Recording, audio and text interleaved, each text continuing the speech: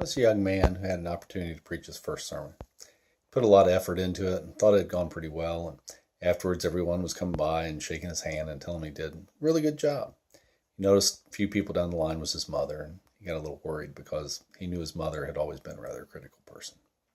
So his mom made her way up and he said, "Well, Mom, how'd I do?" She said, "Well, son, there were just 3 things wrong with your sermon." He thought, well, that's not too bad because, Mom is pretty critical. He said, "Well, Mom, what were they?" She said, "First of all, son, you read your sermon. I just don't like when somebody reads their sermon." He said, "Well, what was the second thing?" She said, "Well, son, you just didn't read it very well.